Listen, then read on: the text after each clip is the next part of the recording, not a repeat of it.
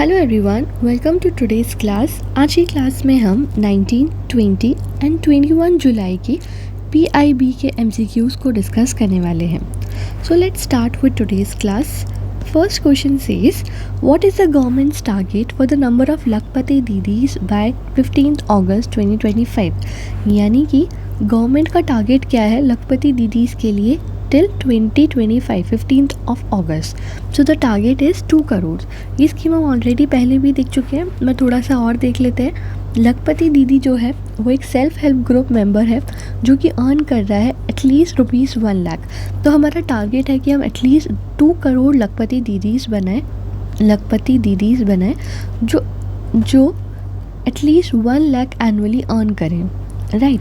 और ये NRLM यानी नेशनल रूरल लाइवलीहुड मिशन के अंदर हमने शुरू किया है and they will serve as inspiration to community, ताकि ना ही उनकी इनकम बल्कि जो उनकी ट्रांसफॉर्मेशनल जर्नी है वो हमको सुधारनी है, इम्प्रूव करनी है, ताकि हम रिसोर्सेज वगैरह अच्छे से मैनेज कर पाएँ। Now this concept has been evolved between 2022 to 2023 and ये एक्सेप्ट हुआ था 23-24 में एंड PM का विजन है कि हम 2 करोड़ लखपति दीदीज़ को क्रिएट कर पाएँ। सो हमारा टारगेट कितना है लखपति दीदीज़ के लिए? It is 2 crore. हमने अभी तक अचीव कितना करा है? How much has been achieve till now? Already 1.5 crore target has been achieved till now, but actual target आपको याद रखना है that is 2 crore and Lakhpati Didis यानी at least 1 lakh rupees income they are earning per year. Second question says Girnar 4 is a important variety of which of the following crops? So it was in the PIB कि Girnar 4 important variety है किस crop के लिए? So it's for groundnut। तो आपको याद रखना है groundnut important variety है गिरनार 4 क्रॉप के लिए। Girnar 4। Who is the current CDS of India as of July 2025? तो हमारे current Chief of Defence Staff हैं general Anil Chauhan. So C is the right answer. Which of the following is the first indigenously designed and built survey vessel large of the Indian Army? So हमारी पहली indigenously designed और survey vessel जो है Indian Army की वो है INS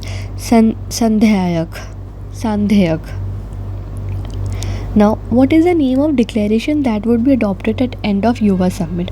तो युवा समिट हो रही है वाराणसी में, ये हम समझ पढ़ चुके हैं ऑलरेडी, और इसका थीम ये भी हम देखते हैं। एंड ये जो डिक्लेरेशन आने वाला है इस युवा समिट के बाद, उस डिक्लेरेशन का नाम है काशी डिक्लेरेशन। तो अगर एग्जाम में आता है कि Kashi declaration is related to what, तो you should know Kashi declaration is related to Yuva summit जिसका थीम है नशा मुक्त युवा फॉर विकसित भारत। नशा मुक्त युवा, राइट। तो Kashi summit is related to Nasha Mukt युवा फॉर विकसित भारत। एक्चुअली ये युवा समिट जो है, यूथ समिट जो है, स्पिरिचुअल समिट, वो वाराणसी में हो रही है। इसे ऑर्गेनाइज़ कराया है ministry of youth affairs and sports ने। इसका थीम है नशा मुक्त युवा फॉर विकसित भारत और इसे इनॉग्रेट किया हमारे union minister for youth affairs and sports ने। सो काशी डिक्लेरेशन जो है वो अडॉप्ट होने वाला है आफ्टर द युवा समिट, युवा spiritual summit. Now What is the name of DGFT platform that supports Indian exporters with global market tools? तो कौन सा DGFT प्लेटफॉर्म है जो इंडियन एक्सपोर्टर्स को सपोर्ट करता है with global market tools? So the name of the platform is trade connect.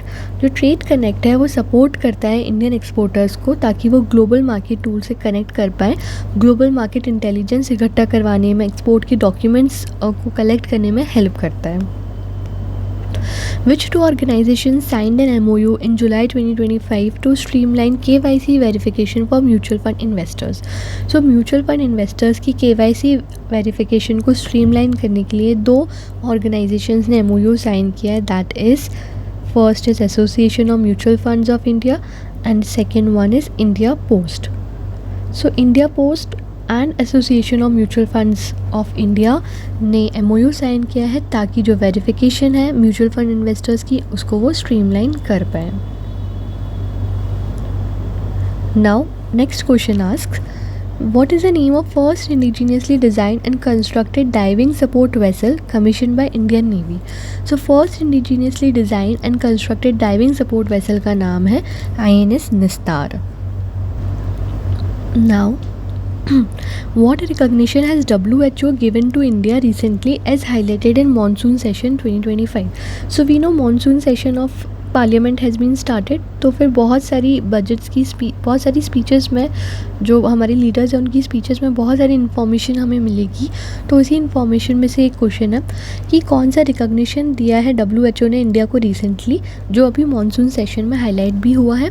So now India has become a trachoma free nation, यानी हमने ट्रैकोमा को एलिमिनेट कर दिया ऐसा डिसीज़। ट्रैकोमा क्या है? एक बैक्टीरियल आई डिसऑर्डर है, right, and it is a major cause of blindness globally. ये कैसे फैलता है? It can be spreaded through personal contact या फिर फ्लाइज जो कॉन्टैक्ट में आई हो। So trachoma, India has recently eliminated trachoma and India has become trachoma free nation. Be careful, I am using the word eliminated and not eradicated. Eradicated is different, eliminated is different. अभी तक हमने सिर्फ small pox को eradicate किया। eradicate means there has been no case in the whole world, but eliminate मतलब अभी India से वो eliminate हो गया है and there are few cases like I think not few, rather not no new cases. So अभी कोई new cases नहीं आ रहे इंडिया में एंड द रिपोर्टिंग और द जो केसेस का वो है it has been zero. So that is why we say कि हमने इस डिसीज़ को एलिमिनेट कर दिया है। So now India has become a trachoma free nation and trachoma एक बैक्टीरियल आई डिसऑर्डर है। It's a bacterial eye disorder. Now, which scheme uses satellite tech for land mapping in rural India is highlighted in the space day discussion. So again space day discussion हुआ है, उसमें कौन सी scheme है वो highlight की गई है जो सैटेलाइट का टेक यूज़ कर रही है लैंड मैपिंग के लिए। सो लैंड मैपिंग के लिए we know there is one scheme that is Swamitva. तो स्वामित्व जो स्कीम है that is for land mapping in rural India. So स्वामित्व would be the right answer.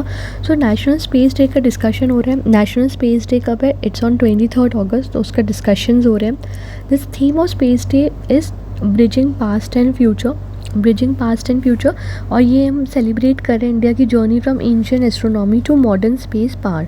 So 23rd अगस्त है space day and the theme is bridging past and future. And इसमें हमने highlight किया जो लैंड मैपिंग के लिए जो हम स्कीम यूज़ कर रहे हैं दैट इज़ स्वामित्व। What is the total outlay of Government of India's incentive scheme for coal and lignite gasification projects approved in January 2024? So Government of India ने कुछ coal and lignite gasification से related projects को approve किया है। तो actually कितना outlay है उस स्कीम के लिए जो गवर्नमेंट ने अप्रूव किया है? So that is ₹8,500 crore. So C would be the right answer. But let us see more information on this scheme and कुछ और डिटेल्स इंपॉर्टेंट जो है हमारे एग्ज़ाम के लिए। एक्चुअली कोल गैसिफिकेशन होता क्या है? कोल गैसिफिकेशन यानी जब हम कोल को एक सिंथेसिस गैस में कन्वर्ट कर सकते हैं। सिंथेसिस यानी syngas. And syngas क्या होता है? सिन गैस मतलब carbon monoxide plus hydrogen plus CO2। तो it is a more clearer और and more cleaner form of CO2, cleaner form of coal. Syngas is a more cleaner form of coal जिसको हमने convert कर दिया syngas में। Syngas मतलब carbon monoxide, hydrogen, carbon dioxide, उसका mixture.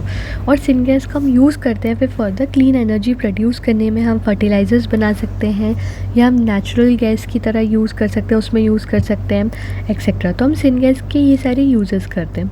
तो इसकी इंसेंटिव स्कीम क्या है? इसमें गवर्नमेंट ने क्या किया है? एक तो 8,500 करोड़ इंसेंटिव स्कीम को लॉन्च किया है जो कि PSUs और प्राइवेट प्लेयर्स को हेल्प करेगी ताकि वो गैसिफिकेशन के जो प्लांट्स हैं जिससे सिन गैस प्रोड्यूस होता है, सो गैसिफिकेशन के प्लांट्स वो लगा पाएँ। दूसरी, जॉइंट वेंचर्स क्रिएट किए हैं। फॉर एग्जांपल जॉइंट वेंचर्स कैसे?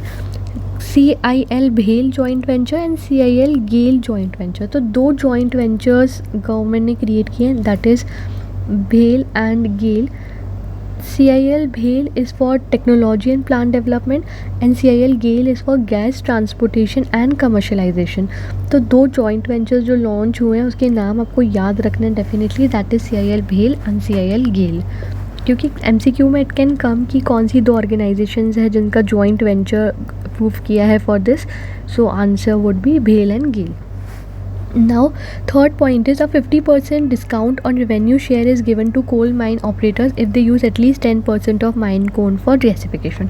अगर जो उन्होंने कोल माइन किया है राइट और इस कोल माइनिंग का 10% जो यूज़ है वो गैसिफिकेशन के लिए कर रहे हैं, यानी सिन गैस प्रोड्यूस करने के लिए कर रहे हैं। तो जो कोल माइन ऑपरेटर्स हैं उनको 50% रिबेट या डिस्काउंट मिलेगा उनके रेवेन्यू के शेयर पे। सो ये पॉइंट भी आपको याद रखना है। I hope you understood. 8,500 crore का incentive to joint ventures GAIL and भेल एंड 50% रिबेट अगर 10% यूज़ किया है फॉर गैसिफिकेशन।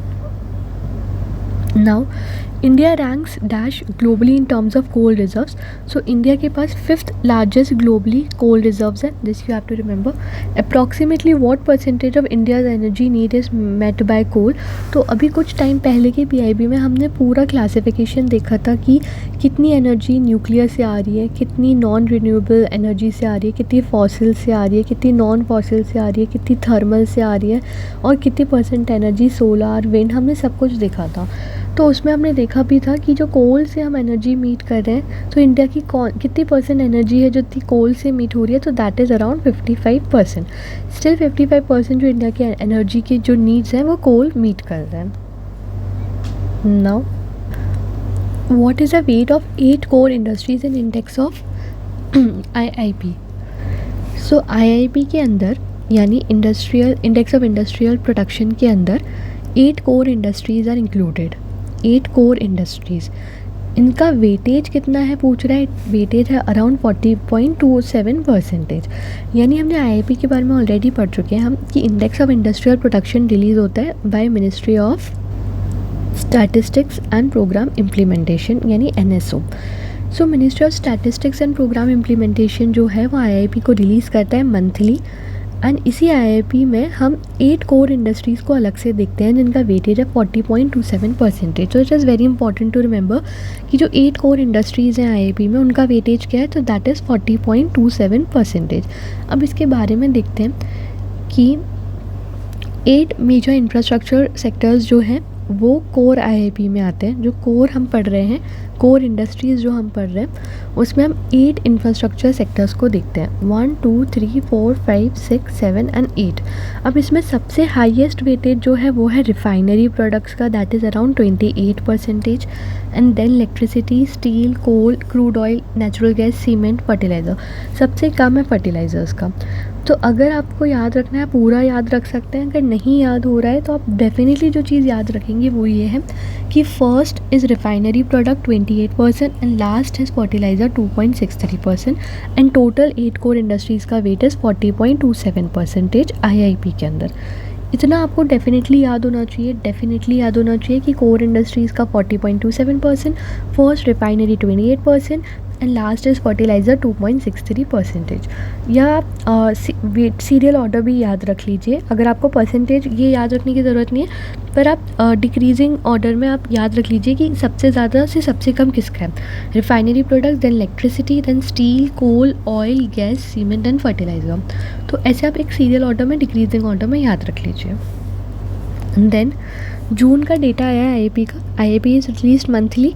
तो एक्चुअली ये डेटा याद रखने की ज़रूरत नहीं क्योंकि ये हर महीने आता है, पर फॉर इंफॉर्मेशन पर्पस कि जून का डेटा रिलीज़ हुआ है IIP का, तो जो ओवरऑल ग्रोथ हुई है दैट इज़ 1.7%। हाईएस्ट ग्रोथ जो दिखाई है वो स्टील ने दिखाई है एंड जो लोएस्ट ग्रोथ है वो कोल ने दिखाई है, राइट। तो ये जून का डेटा है। Monthly data is not important. I'll also tell you what's important, what's not important, just for the purpose कि एक्चुअली PIB में क्या आया था। जून का डेटा हैज़ बीन रिलीज, इसलिए this has been in news. तो हाईएस्ट ग्रोथ स्टील ने दिखाई है, नेगेटिव ग्रोथ दिखाई है कोल ने। ओवरऑल ग्रोथ हुई है 1.7% की जून के डेटा के हिसाब से, but the static information is important regarding to this. Now next question asks what percentage of India's total geographical area is covered by mangroves। so why is this in PIB? because monsoon session का जो parliament का जो session खुला है monsoon session का, तो उसमें speeches में it's been mentioned, so that is why it is in news with respect to PIB and it's become very important for us to study। कितना परसेंटेज है टोटल जोग्राफिकल एरिया का जो कि mangrove से कवर्ड है। और latest report जो है हमारे पास वो Indian state of forest report 2023 की है। 2025 की रिपोर्ट अभी रिलीज़ नहीं हुई है। सो हमें 2023 की रिपोर्ट पढ़नी है।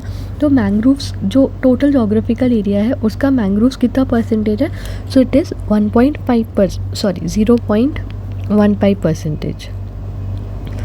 टोटल जोग्राफिकल एरिया का मैंग्रोव्स जो है वो है 0.15%। ठीक है। Now the next question ask, अगर मैंग्रोव्स डैमेज हो जाते हैं, अगर कोई डेवलपमेंट होता है, यानी मान लेते हैं कि कोई इंफ्रास्ट्रक्चर डेवलपमेंट हो रहा है या कुछ भी डेवलपमेंट हो रहा है, सेक्टोरल डेवलपमेंट हो रहा है, तो उस डेवलपमेंट या उस इंफ्रास्ट्रक्चर बिल्डिंग में मान लेते हैं मैंग्रोव्स को कुछ डैमेज पहुंच गया या मैंग्रोव्स डैमेज हो गए, तो हमें मैंग्रोव्स को रीप्लांट करना पड़ेगा, कहीं और जाके प्लांट करना पड़ेगा, क्योंकि जितना डैमेज हो गया उसका। तो वो जो हम रीप्लांट करेंगे वो कितने रेशो में करेंगे?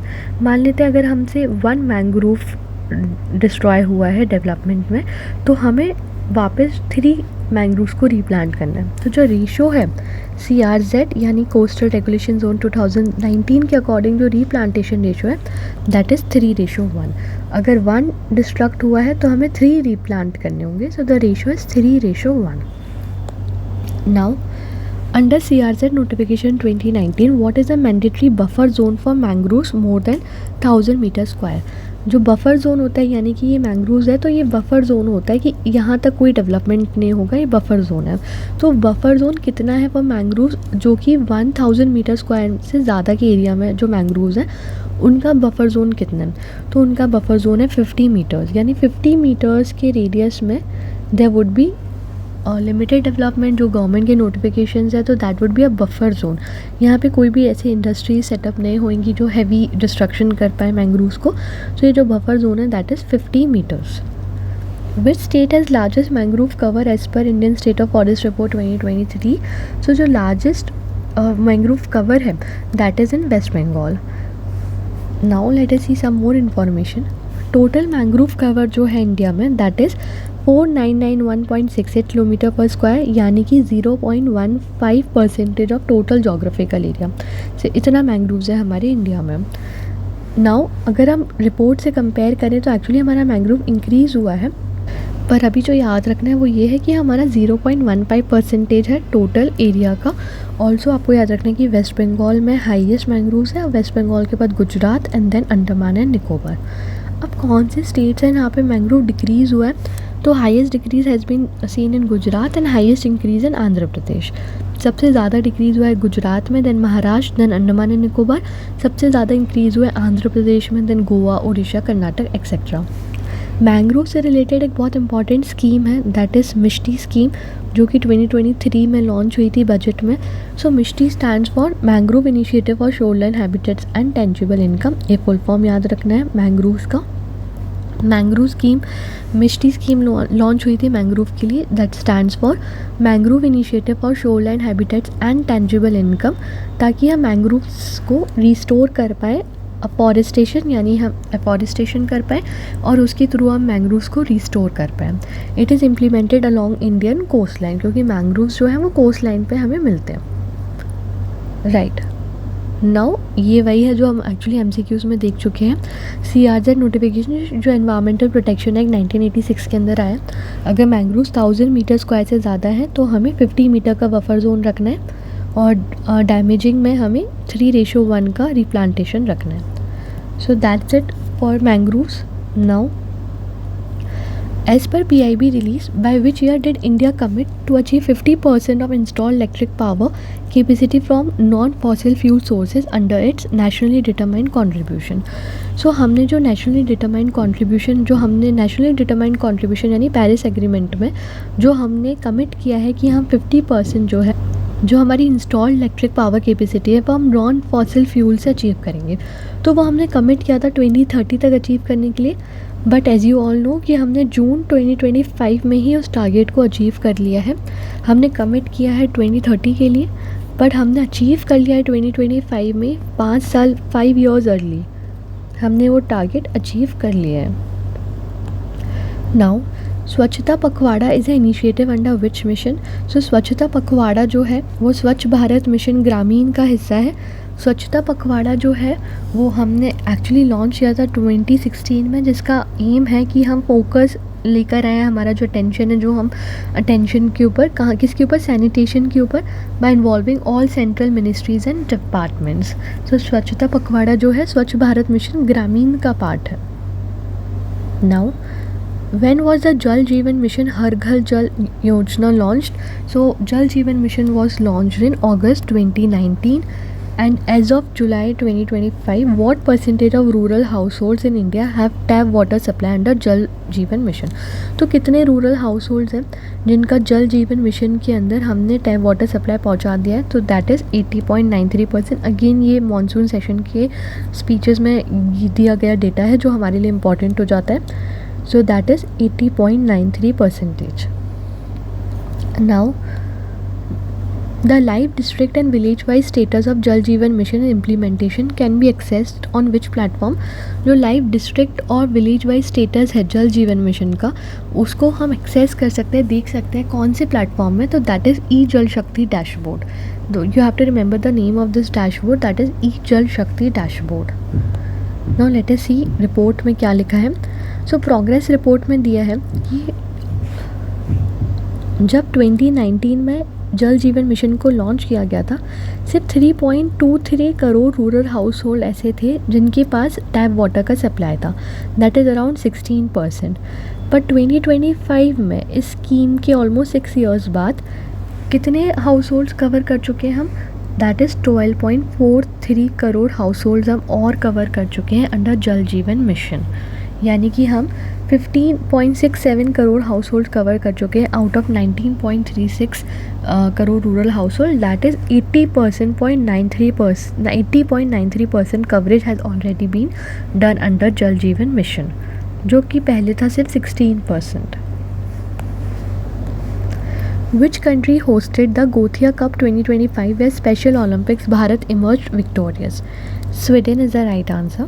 गोथिया कप हुआ है स्वीडन में, जिसमें Special Olympics Bharat has emerged victorious, यानी कि स्पेशल ओलंपिक्स वाली कैटेगरी में जो इंडिया की टीम है that has won. Now we'll see all the details regarding to this.